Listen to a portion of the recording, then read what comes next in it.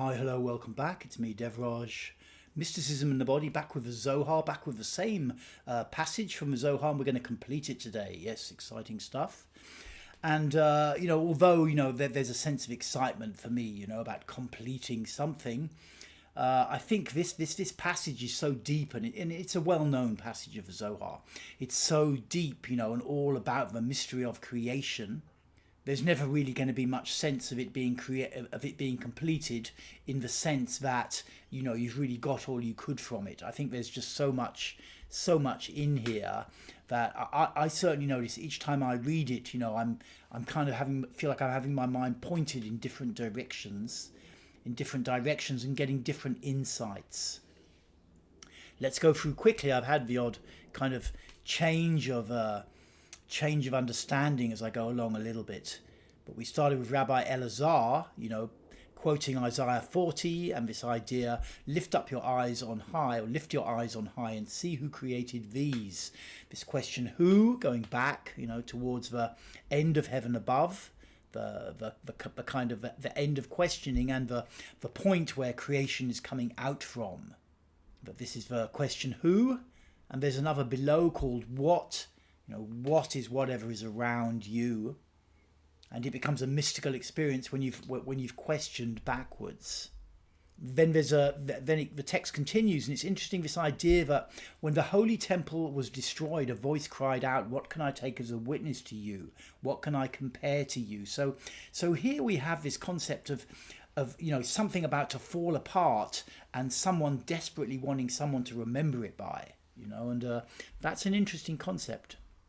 I think when we consider, there is this witnessing consciousness deep inside, you could call it, of the sort of 5 Kabbalistic layers, like Nepesh, the animal soul at the front, Ruach, intellectual mind, Neshama, this sense that the timelessness, the sense of now is penetrating and opening up Ruach and kind of disturbing it and is starting to get some kind of more understanding of the infinite. And then back to Chaya, and finally Yekida. And somewhere Chaya, Yekida, it is this kind of witnessing consciousness. If you get engaged in meditation, sometimes you really have this sense of just being in this timeless, absolutely timeless witnessing consciousness, which I imagine is either Yekida or Chaya. So that's interesting here, this notion that perhaps infinite being, Ein Sof, has called this world into existence, and the witness of it, rather reminiscent of Liber Al, Nuit and Hadith. Let's continue along. Rabbi Elazar became silent. Rabbi Shimon continued on this thread about how the mystery of creation, and talking about how the Prophet Elijah had revealed to him, when concealed of all concealed verged on being revealed, it produced at first a single point, Hokmah, which ascended to become thought. So this is a little bit different, but kind of similar to this witnessing, Here it was like the holy temple was being destroyed, and there was a desperate sense of desperation for a witness to the holy temple. But then further down, the idea from the academy on high, the invisible college, when concealed of all concealed verged on being revealed, it's more like it's got this, actually we need to go a little bit further on, seeking to be revealed, seeking to be named, it garbed itself, So, the idea is that the Ein Sof, it wanted to be revealed, wanted to be named. Again, the inference is it wanted to be seen, wanted to be witnessed. So these passages are kind of similar. It's just that the emotional sense behind them is very, very different. A kind of panic and a collapse, or merely this infinite consciousness wanting to reveal itself. But for both of these tasks, it needs a witness. It needs this witnessing consciousness. So it talks about LA, the creation of what. And that there are people who just take the creation as it is and just kind of think, it's just material reality, I'll just get what I can from it according to my sort of primate DNA conditioning. And then, the text is reminding that just as the word me is combined with LA, so the name Elohim, the combination of the two, is constantly polysemous. So it's I think that what that means is it's everywhere. It's actually everywhere, even though for most people they're not seeing it. And the inference here is, that the world is a simulation or something very similar. It's being created in the moment. It's all from the same stuff. And to most people observing it, witnessing it, it appears like everything is very, very separated. But the inference is, if you can get further back inside yourself, you realize that you are existing inside this amazing creation. And through this mystery, the universe exists, talking about this process when the concealed of all concealed verged on being revealed. And then kind of moved on a little bit where Rabbi Shimon is talking about how Bina, the mother lends the daughter her garments. Classic sort of, the way the Zohar will always be using these kind of very simple day-to-day kind of metaphors. Lends her garments, but doesn't lend her adornments. And so again, it's coming back to this. So it's coming back to this passage where some people are seeing Shekinah Malkut, the material realm, as the divine, but most people are just seeing it as just this world out here, this mundane thing. But then there's a question: when does she adorn her fittingly? When will the mother lend the daughter her adornments, not just her garments, but her adornments? And the inference is here, that when the male side of the psyche goes into some kind of surrender to the sovereign, and then the reality of the world is seen, that it's all happening in the moment, it's all pouring out in the moment. Let's continue along to this last passage. Rabbi Shimon said, "From here on, the completion of the verse, as is written, the one who brings forth their array by number, these are 2 rungs, each of which should be inscribed. One is what, the other who. This is above, that is below."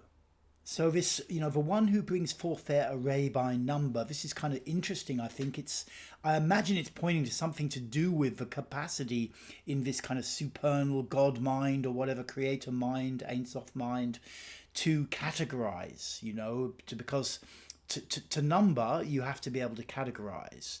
Like if you've got an apple, an orange and a banana, you can't say I've got 3 oranges. You can say I've got 3 pieces of fruit. You create a category and you put them in the category. If you had just 3 oranges, you could say I've got 3 oranges, because orange itself, even though they're different, it's another category. So something perhaps about this capacity to categorize in this supernal mind. So it's saying that the one who brings forth their array by number, these are 2 rungs. So back to this ladder metaphor with who and what. Similarly, the one who brings forth bread from the earth, the one who is known, the lower rung, and one is all. So that seems to point a little bit, it's like, so this idea where, in the lower rung, all is one, it's indicating this idea that the physical realm that we experience is all, it's kind of a simulation, I think. It's kind of a simulation. I think that's a little bit what, a modern day inference of it would be. And what's interesting is that there are rungs above it. There's stuff going on above that realm. Let's continue by number.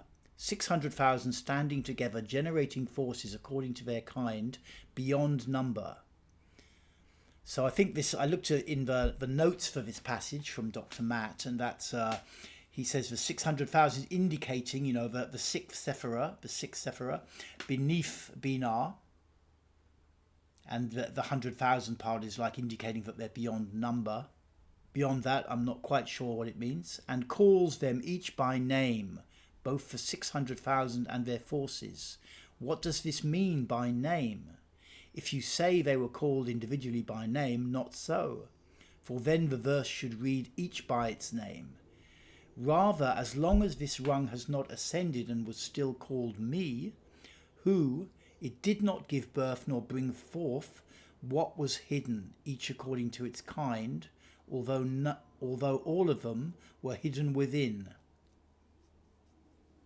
Once it created these and attained its name Elohim, then by the power of this name it yielded them perfectly.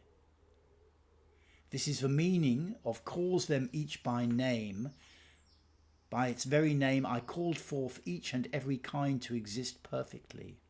So, what it seems to be saying in the chain of things that need to happen to bring creation to allow creation to happen, you have to get to Elohim. You need the stuff, and then you need the question who to give you Elohim, and then this type of consciousness can then bring forth everything by name.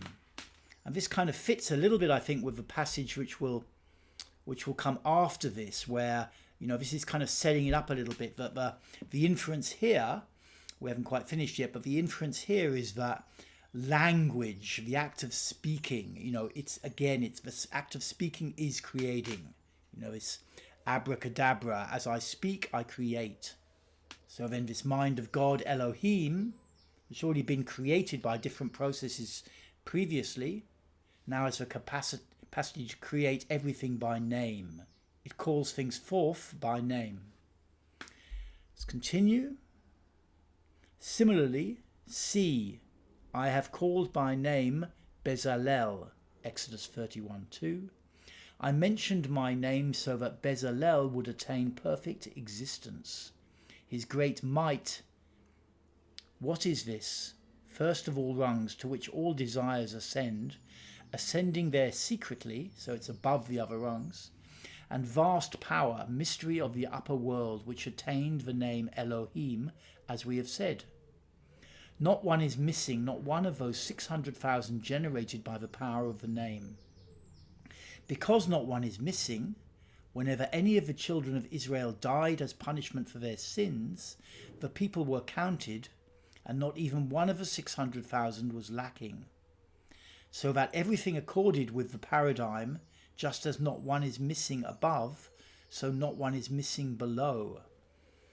So I don't fully get all of that, but there's some very interesting, it seems to be trying to point that even when the children of Israel, the Israelites, died as punishment for their sins, the people were counted and not even one of the 600,000 was lacking. So it's almost perhaps saying, it's a kind of redemption in a sense, that it's saying that this anyway happens, perhaps. I'm not entirely sure about this last piece of the passage. Okay, so we've completed this opening passage, the first passage of the Zohar I looked at, which is about the second or third passage in the introduction. And I think it does, it really throws you in the deep end, so to speak. If you read that and you think, dear God, I'm putting this book down, But I think if you stick at it and kind of meditate with it and look at it, it's got some very deep things that it's pointing to. Particularly, the level of sophistication which it treats the creative process. In the Christian church, which of course is also coming from the Torah, coming from Genesis 1, the sense is that it's very, very, there's this patriarchal sort of creator guy, Elohim, God, and he's just doing the creating on the days and with his name and this kind of thing. And here, this interpretation from the Zohar, it's saying it's much more in depth than that. There's a lot of stuff going on, and it's quite possible there's kind of inferences which, in modern day words would cause you to think, well, really it's talking about a kind of simulation with some kind of, upper structures above it, that are creating this simulation for some purpose, possibly to do with witnessing. So I think that's as far as I can get for now with this passage. I will continue with the Zohar, but I'll probably miss the next passage, which is mostly it's going through all the different letters, basically. It's a little bit geeky, possibly, I don't know. But I think I'll leave that quite lengthy passage and start up after that. It'll be in a similar vein, looking at these acts of creation. Okay, so that's the end for today. Thank you so much for tuning in. I hope you found this useful. I hope you get into the Zohar. Hopefully me talking about this can inspire you to read into this stuff and get your own meanings from it. I certainly needed a bit of help to get meanings from it. It's extremely obscure in places for me. I will see you again shortly with some more Zohar, some more mysticism in the body. My name's Devraj. Thanks very much.